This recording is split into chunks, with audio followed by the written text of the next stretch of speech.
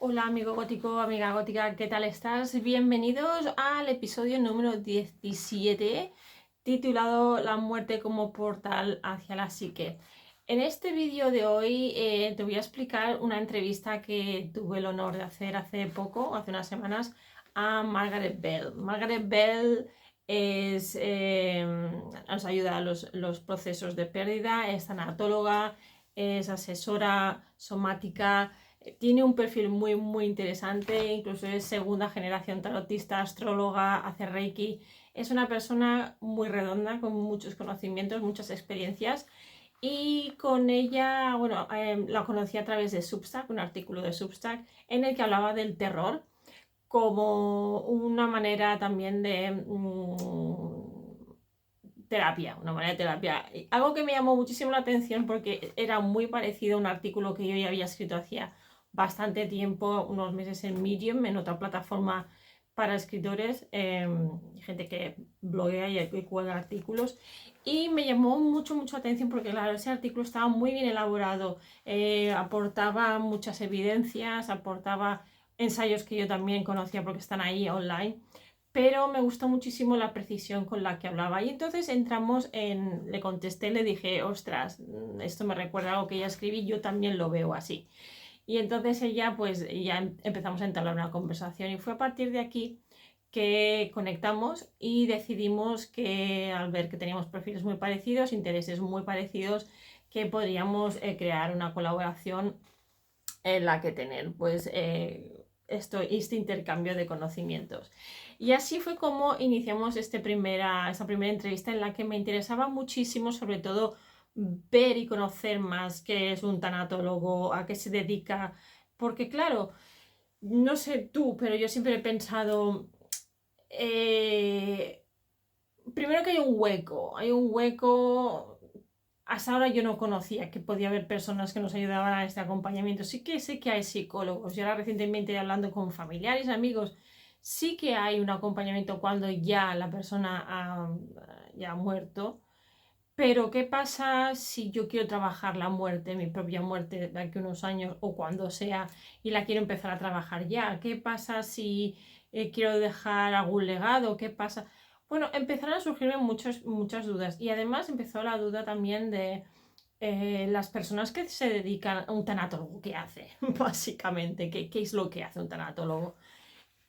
¿Cómo nos puede ayudar? Y entonces, entrando un poco en este mundo, ya que el canal ha cogido este color también de este nuevo enfoque, el descenso hacia lo gótico, en el que la muerte tiene un papel muy importante principal, con Margaret hemos como de alguna manera abierto esta serie de entrevistas que estamos realizando, en las que habrá más personas invitadas y que se irán desarrollando. El problema es que para los que no conocéis mucho el tema inglés, no lo domináis, pues puede ser, bueno, os desinflaría un poco. Y por eso he intentado, lo que voy a hacer es, de todas estas entrevistas que vayamos haciendo, crear un vídeo como el de hoy, en el que os cuente lo que hablamos, en el que os cuente no toda la entrevista traducida, que para eso tenéis herramientas también de inteligencia artificial, sino para que veáis un poco mis conclusiones, mis pensamientos, un poco de resumen, y luego podáis ir al otro espacio igualmente a poder ver la entrevista, para aquellos que además queréis practicar el inglés, que tenéis aquí un 2x1. Así que de esto es lo que os voy a hablar hoy. Esa es la pequeña introducción, os pongo la musiquita y ya entramos en materia. Nos vemos.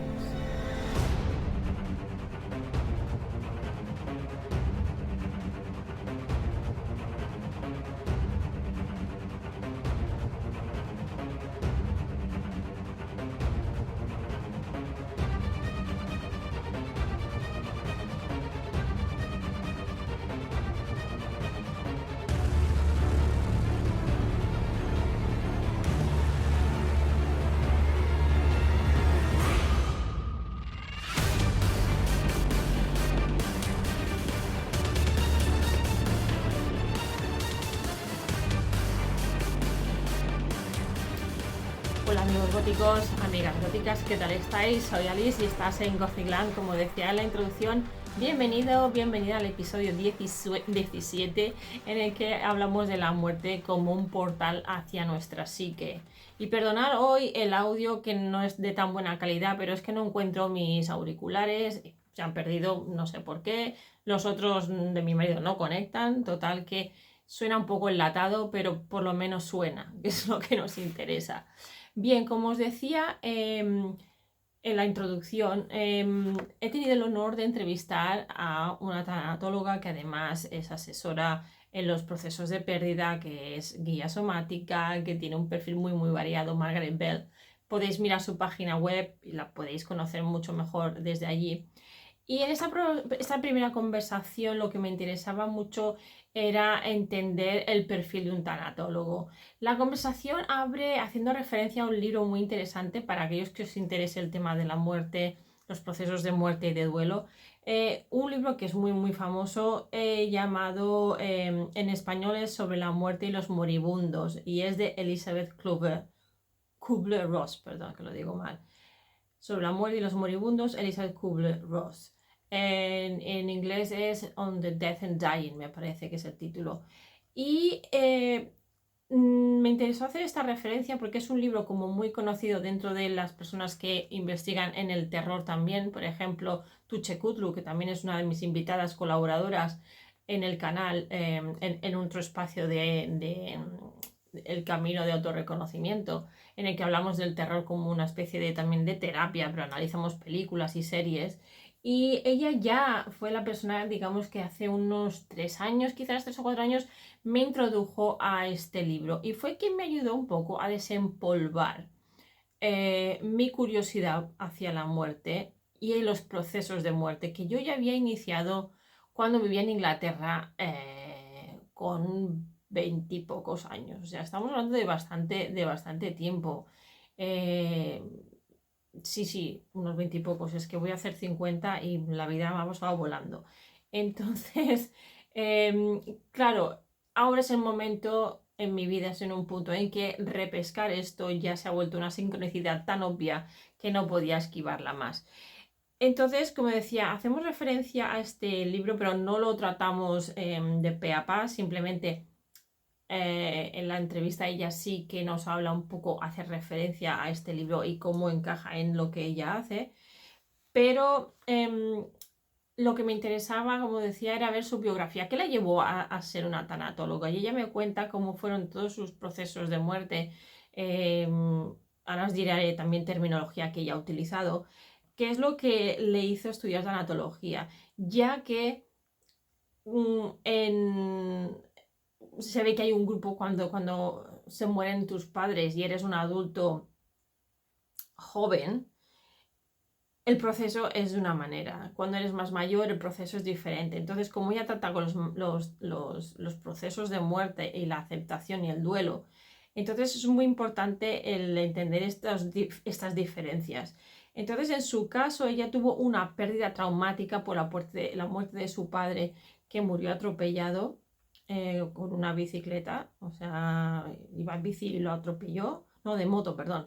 Y también la muerte de su madre más años más tarde, la cual fue diagnosticada de cáncer y decidió morir de forma asistida. Que aquí se abre una, como se dice en inglés, una lata de gusanos totalmente diferente. Entonces, claro, todos estos son espacios que ella tuvo que trabajar, más su perfil, una persona con TDA, de pequeña diagnosticada con TDA, lo cual no era muy común en esa época, y menos para chicas en Estados Unidos, que ella es americana, es de Denver, Colorado. Y todo un perfil, pues los padres también eran alcohólicos, ella ha estado en depresión. Entonces, una persona que ha experimentado el dolor en primera persona, que ha experimentado la pérdida y que tenía mucho potencial para escuchar a los demás. Entonces, su proceso de vida ha encontrado en su camino, se ha encontrado también con Carl Jung, el cual resuena mucho con su trabajo y el cual nombramos mucho también en las entrevistas. O sea que, como vais a ir viendo, van a ser unas entrevistas muy redondas, muy elaboradas, con muchas conexiones a todo lo que he ido hablando en este canal, pero también en mi boletín mensual. Y los que me habéis seguido con más frecuencia sabéis ya mis inclinaciones, entonces me lo veis por Instagram. Los que me conocéis un poquito más veréis como todo esto empieza a encajar muy muy bien con mi perfil y con lo que hago en el canal y lo que os intento mostrar y enseñar. Entonces ella nos habla, por ejemplo, de muertes ambiguas y el concepto de pérdida privada de derechos para parejas que no son reconocidas, por ejemplo, por la sociedad. En inglés es una palabra sola, ahora no la recuerdo, pero en español es pérdida privada de derechos, ese es el término. En inglés es una sola palabra. Este concepto yo no lo conocía y cuando ella lo empezó a trabajar, a tratar conmigo, vi toda la amplitud que tiene el término. Claro, todas aquellas muertes de personas que no están reconocidas en la sociedad del tipo que sean, ya sean por matrimonios de gays y lesbianas, ya sea porque un reconocimiento social, porque no hay, no, las parejas no están casadas. Todo esto conlleva un tipo de duelo diferente del que conllevaría una persona que está reconocida como un miembro de la sociedad normal. Definamos normal. A ver, normal, no hay nada normal y todo es normal. Entonces, lo que no está reconocido es lo que tendríamos que decir aquí. Esto es algo que ella trabaja mucho, además en su entorno es multicultural, multirracial, todos los géneros entran y todos, todo el mundo es igual porque al final todos tenemos un cerebro y todos tenemos sentimientos y todos somos humanos y humanas. Y entonces ella trabaja con, no sé si trabaja también con personas en exclusión, pero trabaja con todo tipo de perfiles y sobre todo los perfiles que encuentran más dificultades en estas sociedades que todavía no son tan democráticas como nos hacen ver. Entonces su trabajo consiste en honorar la vida del muerto y en la aceptación de la enfermedad, algo que me parece crucial, porque como ella y yo discutimos, vivimos en unas sociedades en la que a la que aparece un mal, lo que pretendemos es que con una pastilla este mal se vaya y encontrar paz para seguir en nuestra rutina, seguir con nuestro trabajo, seguir con nuestras cosas.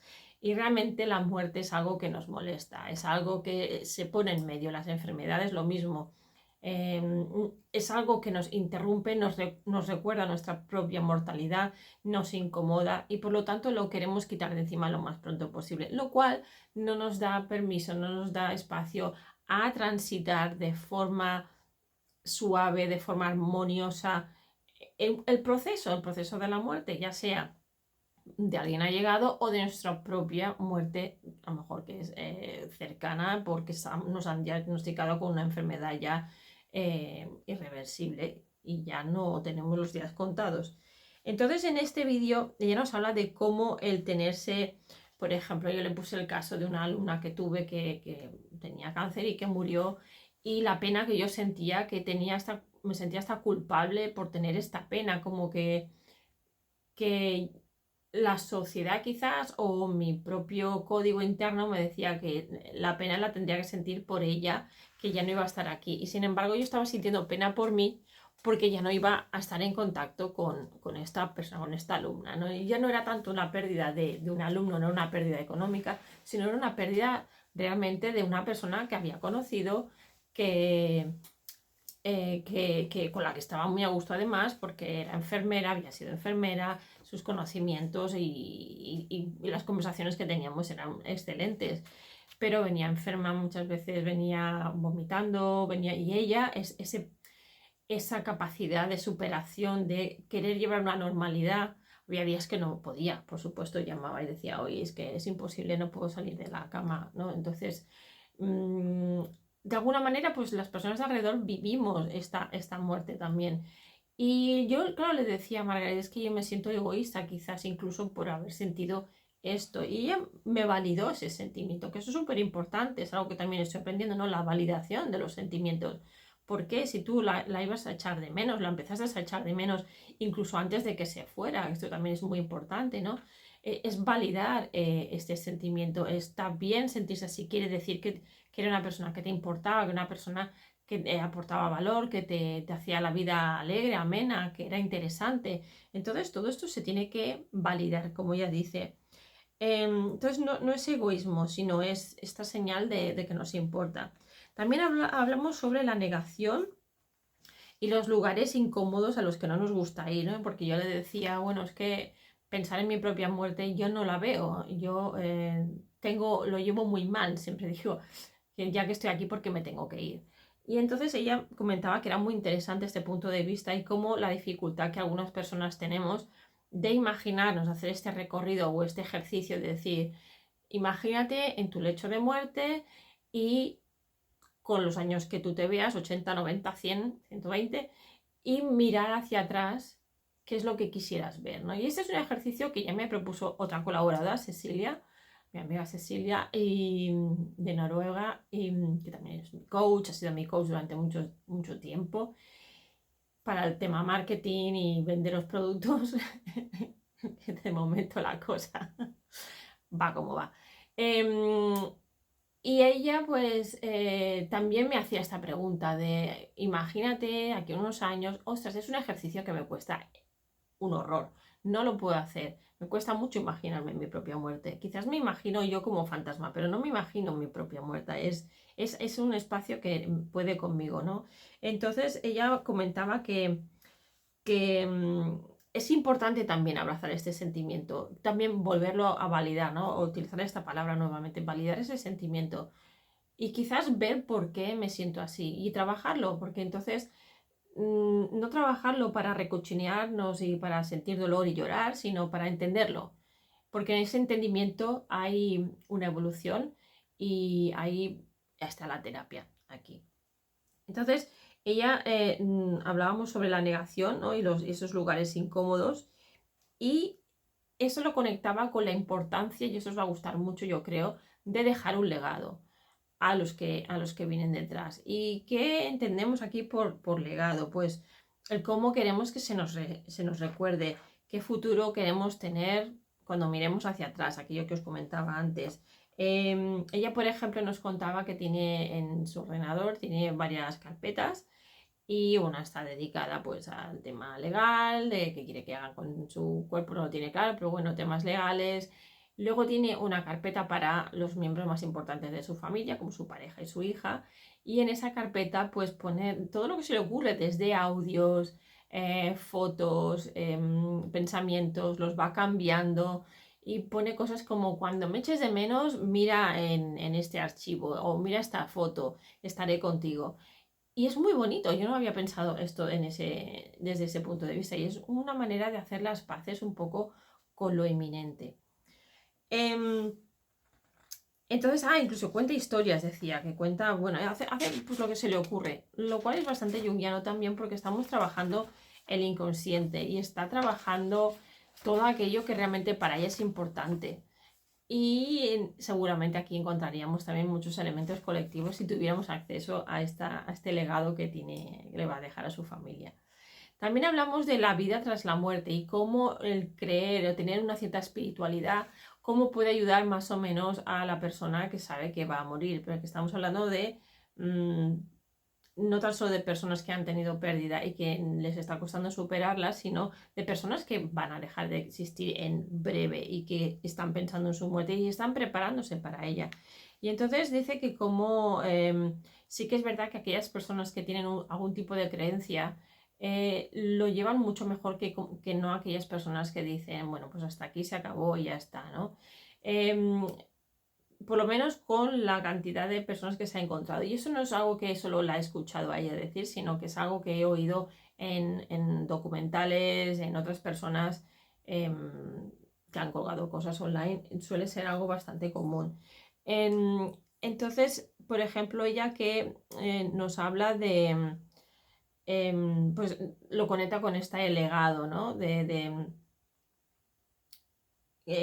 Si ves, por ejemplo, cuando yo me haya ido, cuando veas un copo de nieve o cuando veas que una galleta de chocolate, pues soy yo que he llegado bien al otro lado o que estoy bien, que estoy tranquilo, ¿no? Esos mensajes, cómo queremos que se nos recuerde, no solamente pues cuando las fechas señaladas, la que quede y cuenten historietas, o mira lo que hizo mi madre, o mira lo que hizo cuando pasó tal cosa, o anécdotas de estos familiares que siempre hay, sino también en las pequeñas cosas del día a día, cuando el café empiece a hervir, estaré a tu lado, cuando, ¿sabéis? Son estas pequeñas sincronicidades, es como una sincronicidad en el futuro, yo diría incluso. Es algo que todavía no ha pasado, pero que si pasa, piensa que a lo mejor soy yo que estoy ahí, ¿no?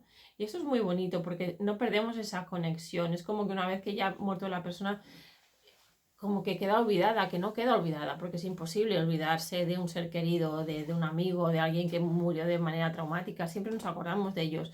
Pero sí que es verdad que tener estas cosas presentes, estos pequeños detalles, yo creo que nos alegran la vida y no nos dejan de hacer con detalles, como más bien como si que esta persona pues se hubiera ido de viaje y en cualquier momento igual pues pudiera aparecer por la puerta.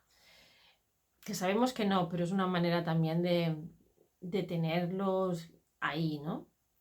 Em, sí, entonces si ella hablaba de, por ejemplo, si cojo, pues eso, cojo nieve o una galleta de chocolate, ya os lo he comentado, estos ejemplos, ella pone otros también.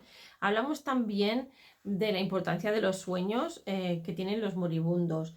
Y ella nos habla de un sueño, por ejemplo, que tuvo su madre antes de morir y que era muy característico de ella, que tenía una obsesión con los señores gordos, ¿no? Y entonces aquí hace una referencia a Enrique VIII también, que era muy significante para su madre. Y aquí pues analizamos, hacemos una pequeña interpretación de lo que podría ser, o yo le hago una pequeña interpretación y ella dice si realmente hay elementos que yo entiendo o entendí más tarde lo que eran porque tenía ya señales anteriores de tal y Pascua, ¿no? No lo elaboran porque es personal, pero sí que nos comenta la importancia de los sueños, sobre todo porque en la psicología junguiana von Franz, Marie-Louise von Franz, tiene mucho trabajo sobre los sueños de los moribundos. También Carl Jung, pero ella tiene un trabajo muy bonito, ahora estoy estudiándolo incluso más porque sí que habla del inconsciente más allá de la muerte, si sigue, si no sigue, qué es lo que, cómo nos preparan los sueños hacia la muerte. Y es un tema que podríamos trabajar y tratar en un espacio por sí solo, porque tiene mucha información, es muy relevante, es muy importante y no le damos el suficientemente valor. Pensamos, muchas veces la gente piensa que los sueños son tonterías y realmente a partir de cierta edad, los 40 sobre todo, ya los sueños que tenemos, la psicología junguiana dice que son sueños que nos preparan para nuestra propia muerte. Aunque nuestro inconsciente no se vea claramente, no haya símbolos. eh, a ver, no es que no haya símbolos, es que el inconsciente no ve un fin, no ve la muerte como la entendemos nosotros, sino desaparición total, no lo entiende así, es una transformación. Y esto es muy interesante, es un tema que necesitaríamos tratarlo en otro espacio por sí solo porque se puede malinterpretar, yo lo puedo explicar mal ahora aquí sin mis notas, pero es muy interesante los sueños de los moribundos porque hay patrones muy claros de diferentes personas analizadas, cientos y cientos de personas analizadas en este espacio que no se conocían entre sí, en el cual los sueños tienen ciertas características y hay unos ciertos patrones universales que nos indican que el inconsciente no tiene esa conciencia de morir y que los sueños son preparatorios para el fin tal y como lo conocemos en nuestra forma física material. Pero ya digo, esto es súper interesante para hablar en otro momento. También hablamos, ella comentaba lo que era la pérdida anticipatoria, lo cual me parece muy interesante porque es cuando la persona es diagnosticada de una enfermedad que ya no va, que es mortal, que ya no tiene recuperación, ya no tiene cura, y como ya en este proceso previo ya hay un luto, ya hay un duelo. El proceso que se sigue, ¿no? Entonces, claro, las muertes son todas diferentes. Pensamos que o quizás porque no queremos pensar mucho, imaginamos, bueno, pues cuando llegue ya lo pasaré, ya lo viviré, pero no, realmente no lo pensamos. Cuando vemos que muere alguien conocido a nuestro alrededor, sí que hacemos este pequeño ejercicio de quizás de pensar un poco, de intentar ponernos en los pies, en los zapatos de la otra persona, de los miembros, de los diferentes miembros, pero yo creo que realmente no vamos muy a fondo porque es muy doloroso. Pero hay técnicas para hacerlo de manera que nos ayuden a crecer, que es de lo que nos habla Margaret. También nos habla de la pérdida, eh, bueno, nos habla de la enfermedad mortal, nos habla de varios tipos de muerte, pero no, ella no me comenta todos porque hay un gran listado y esto ya lo elabora con sus clientes, pero sí que lo que es una de las características muy interesantes de Margaret, que por eso es porque una de las características principales por las que conectamos, es su pasión por las películas de terror y cómo ella las une y las utiliza como herramienta en sus sesiones siempre que se pueda dar el lugar, siempre que puedan ayudar, porque no todo el mundo tiene un perfil para meterse en una película de terror y superar un trauma y realmente traumarla más. Entonces, hablamos como el terror es este género en el cual sale mucho la pérdida y la muerte, por lo tanto nos ayuda a trabajarla y de alguna manera nos da un espacio para enfrentar nuestra propia pérdida. De esto he hablado en varios episodios y sobre todo en artículos. Quizás no tanto aquí en el canal, pero sí que en varios artículos. Nos ayuda en las películas a pensar en cómo me siento, en qué herramientas me pueden ayudar para extender las capacidades para relacionarnos y conectar con el dolor, con la realidad. Entonces, es algo que nos invita a hacer este trabajo en lugar de evitarlo y es honorar este aspecto, honorar esta parte de nosotros. Y es muy importante, es algo que no tenemos en cuenta. Ella entonces también, claro, yo le pregunté que cómo, si ella lo aplicaba, utilizar el terror como parte de la terapia, si lo utilizaba con sus clientes o no. Ella está un poco así todavía investigando, porque, bueno, está poniendo cosas en práctica. Y sí que me comentó que colgó en Reddit una pregunta para hacer una encuesta, a ver qué pensaban las personas, ¿no? Qué pensaban diferentes grupos de personas de diferentes perfiles. Y ella preguntó si las películas de terror creía que ayudaban o que si no servían para nada. Y entonces se dio cuenta de que había una gran cantidad de personas que se ayudaban de este género para superar traumas y para superar sus momentos de dolor y para superar sus duelos. Entonces, con toda esta información, ella también escribe artículos y ya cuando vayan saliendo publicados ya os lo iré comentando si es que os interesa este tema. Nos habla también, me habló de su experiencia con la ansiedad, ya que la ansiedad es lo que le ayudaba a contener ese sentimiento en ese espacio y cómo también nos puede ayudar a entender los problemas culturales de una forma muy rica, ¿no? Ella me hablaba, ayer hicimos una nueva grabación y no en este capítulo, pero en otro sí que me hablaba de Candyman y me hablaba de otras series americanas, películas americanas en las que vemos todo el tema cultural y cómo el terror, así como la literatura gótica, son espacios en los que podemos ir para ver todo aquello de lo que no se habla que incomoda durante el día a día porque la gente no quiere ir a ese espacio. Entonces, aquí es donde sí que podemos encontrar todo esto. También estuvimos hablando del miedo a la muerte.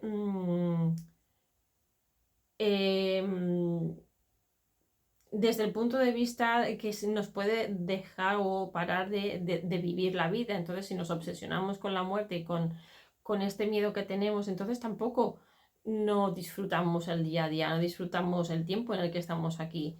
Entonces, el saber también a lo mejor que tienes una fecha de caducidad, por decirlo de alguna manera muy vulgar y muy así, también nos puede ayudar a valorar los momentos agradables. Y ya no porque te vayas a morir dentro de poco, sino cuando nos llegue el momento. Es que no sabemos cuándo lo vamos a tener el momento. De alguna manera, saber cuándo te vas a morir puede ser hasta, yo decía, ¿no? Puede ser hasta un lujo, porque nos da una información pues que no tenemos. Habrá quien diga, pues yo no lo quiero saber, pero entonces igual no disfrutas tanto la vida, porque como lo ves como algo muy lejano, pues sigues preocupado a lo mejor por cosas muy triviales que tampoco te dan de comer ni te solucionan nada, y realmente lo que es realmente importante, que a lo mejor es disfrutar de tus familias, de tus amigos, de tu tiempo contigo interno, pues no lo estás haciendo, y tener esa conciencia de muerte nos pone un poco en esta realidad.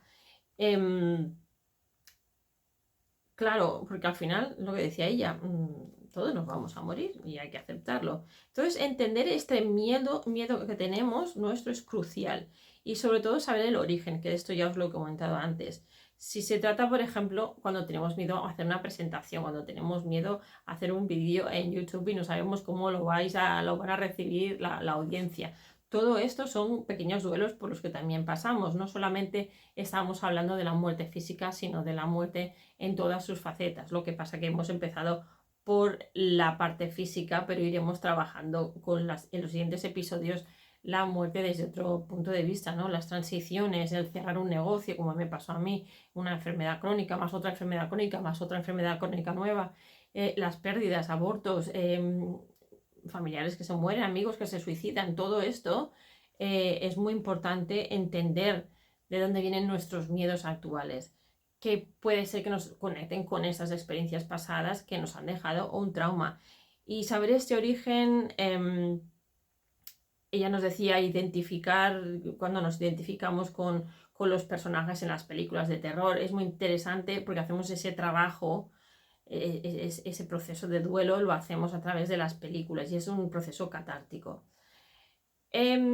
Hablamos también en nuestra conversación de la validación del pensamiento del no quiero morir, que es de lo que os hablaba antes, y cómo de alguna manera estamos desconectados de la muerte, y cómo nos han enseñado que todo tiene una cura, ¿no? Que todos con una pastilla nos podemos mejorar y salvar de la muerte, pero esto solamente lo pospone, no quita el problema. También el tratamiento, muy interesante, el tratamiento del cuerpo en los rituales de funerarios, ¿no? Que estamos acostumbrados a lo que sucede en nuestro país, en nuestra cultura, pero no tenemos en cuenta qué pasa si alguien de otra cultura diferente muere en un país en el que esas tradiciones, esas creencias, esos rituales no se respetan, y que pueden realmente traumar a las personas, pueden traumar a los familiares.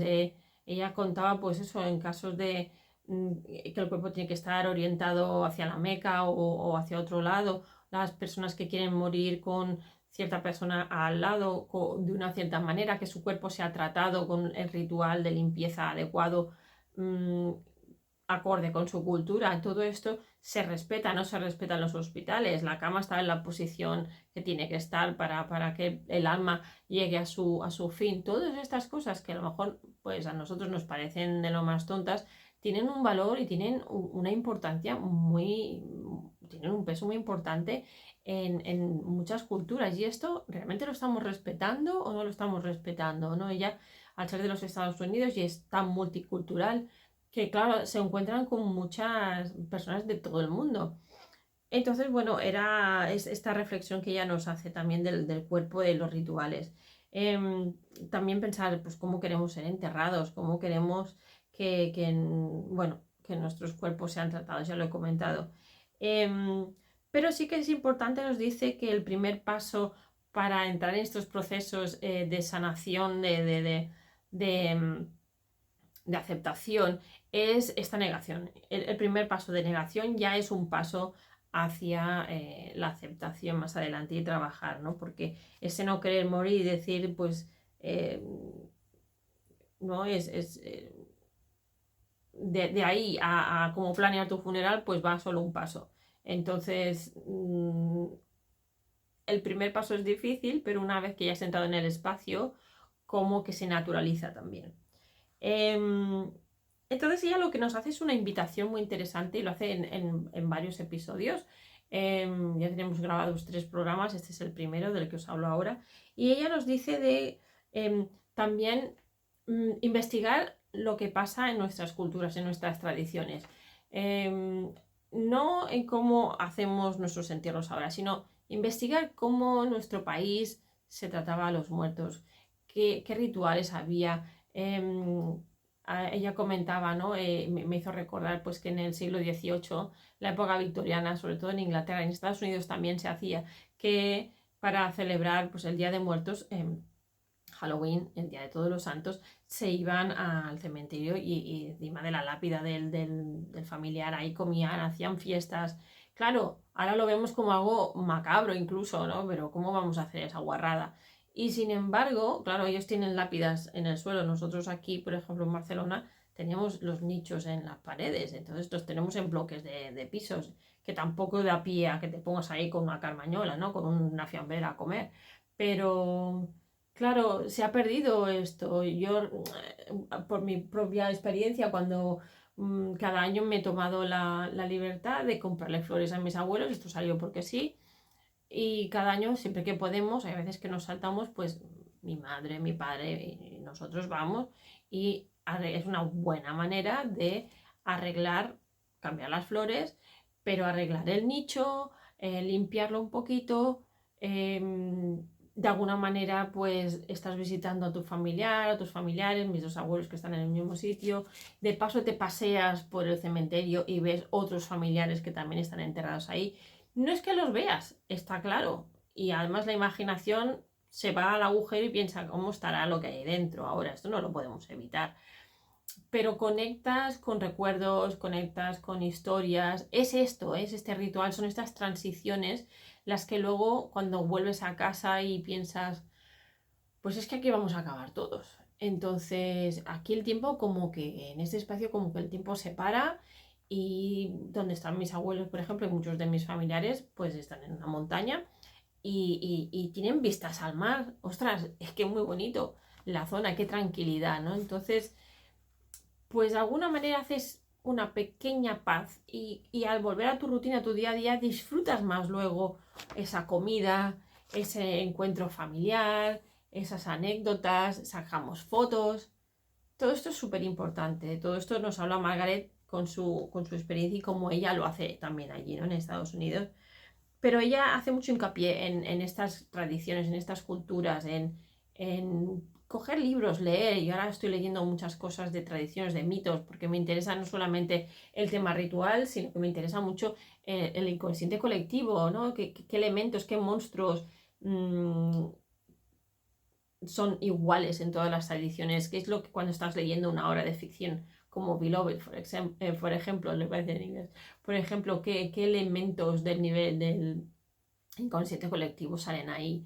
¿Qué es lo que estamos viendo ahí? ¿Por qué nos resuena? ¿No? Todo esto es súper importante. Y si no vamos a nuestras tradiciones, a nuestros mitos, es que primero que no sabemos nada de nuestra propia identidad. Entonces vamos un poco mancos por la vida y vamos como que a veces las cosas pues carecen de sentido y es que lo carecen porque nos estamos pelando de tantas cosas que al final, ¿quiénes somos? En fin, dudas existenciales. ¿Cómo conectamos con con aquellos que murieron y nacieron en estas fechas? Imaginaros también las personas que mueren o nacen en pues, la época de Halloween, que es la que acabamos de pasar, cuando veáis este vídeo y que vamos hacia Navidades, pues cualquier celebración en la que se nos dice que tenemos que ser felices y que tenemos que estar ahí canturreando todo el día, pues a lo mejor no me da la gana porque en estas fechas se ha muerto un familiar, se murió alguien muy importante en mi vida y yo por qué tengo que estar sonriendo cuando que no me apetece nada y lo que me está dando es una mala leche que lo flipas. Entonces, la manera también de honorar no solamente nuestros muertos, sino también cómo nos sentimos, es decir, nuestras fechas son para mí son fechas de pena, aunque los demás estéis con las lucecitas y estéis cantando villancicos, es una época en la que yo prefiero estar tranquilo y venerar a mis muertos o pasar también un tiempo en familia, pero también dedicar un espacio a venerar estos momentos de pérdida que me recuerdan el dolor y me recuerdan esa pérdida importante. Entonces, bueno, hay muchas maneras de ver el tema este de la muerte. Es muy interesante como, sí, enlazando todo lo que hemos hablado en la conversación, la muerte la podemos ver como un portal hacia la psique porque realmente nos hace trabajar, nos hace pensar mucho hacia adentro. Y una de las últimas preguntas que le hice a Margaret fue recomendaciones de lecturas para aquellos que nos estamos iniciando en la tanatología o aquellas personas que tienen curiosidad para saber más. Y me hizo 3 recomendaciones. El problema es que 2 de ellas no están traducidas al español, pero os dejaré el nombre igualmente. El que sí que está traducido al español se llama El hombre ante la muerte y está escrito por Philippe Arié. Es una obra muy pequeñita, muy corta. Yo me la tengo que leer, me la he puesto de deberes también. Por lo que ya dice, es muy corta, pero es muy clara. Está escrita en los años 70, pero tiene todavía muchísima relevancia porque aclara muchas cosas en las que tenemos como unas dudas un poco. Bueno, como no hablamos de la muerte con los demás de manera abierta, pues tenemos todas las dudas del mundo. Luego hay 2 obras, una que se llama My Grandmother's Hands, del doctor Resna, y luego una obra de ficción de Li Hun, que se llama Lingun, si lo digo bien, de Ai Jian, pero ya os dejaré las referencias. Estas 2 últimas no están traducidas al castellano, al español, pero bueno, los que tengáis algo de nivel de inglés, por lo menos un B2, lo podríais leer, al menos intentar leerlo y esperar mientras tanto que se haga la traducción. Bueno, pues nada, amigos, amigas, gracias por haber seguido hasta el final, los que hayáis aguantado hasta ahora. Espero que os haya parecido interesante y que os guste esta idea de que os dé un pequeño resumen de esas entrevistas que voy a ir haciendo a partir de ahora, sobre todo en este espacio de la muerte. En el siguiente episodio vamos a hablar de la muerte también, pero como arquetipo, porque he visto que os gusta mucho el tema de los arquetipos, hay mucha confusión con los arquetipos y quiero ir aclarando temas y creo que es muy interesante porque ya veréis que os estoy preparando un proyecto muy interesante alrededor de la muerte como arquetipo, pero también de otros arquetipos que tenemos en el inconsciente colectivo y cómo trabajar con ellos, cómo hacer nuestros procesos de muerte, nuestros duelos, conociendo bien los arquetipos que rigen nuestra psique en cada momento de nuestra vida durante el año y cómo podemos hacer todo esto. Pero de esto ya os iré hablando más adelante. De momento, si os ha gustado este vídeo, por favor, suscribiros al canal. Esto ayuda a la visualización y a que YouTube me tenga en cuenta. Darle al like, al gustar, compartir con otras personas. Sobre todo me encanta que me dejéis comentarios. Hay quien los escribe comentarios y luego los borra. No hagáis esto, dejad el comentario que yo los leo todos y los contesto todos si me parece que me estáis haciendo una elaboración interesante. A veces no hay nada que comentar, pero otras veces sí. Entonces, comentar que es súper interesante porque así puedo también crear más cosas que os pueda parecer enriquecedoras. Pronto voy a crear también mi Patreon para que podáis donar, porque como sabéis, los creadores de contenido muchas veces sin las donaciones no podemos seguir creando material porque es mucho tiempo y además os da también a vosotros, aquellos que realmente os gusta el tema, a poder ir más allá del vídeo. Entonces hay propuestas diferentes, pero ya digo, lo estoy actualizando. Y qué más deciros, pues nada, que muchas gracias por estar aquí, gracias por escuchar y espero eso, veros en el próximo vídeo. Hasta entonces, que sigáis siendo muy góticos. Y si queréis suscribiros a mi boletín mensual, ir a mi canal gothicalis.com, mi página web, perdón, y allí ya veréis que tenéis que ir en la página home, la homepage, tenéis que ir abajo del todo para suscribiros al boletín. Está todo en inglés, pero os llega el boletín en castellano. En fin, que lo he dicho, muchas gracias por estar aquí, espero que os haya gustado y nos vemos en el próximo vídeo. Hasta entonces, no dejéis de ser tan góticos y góticas. Chao.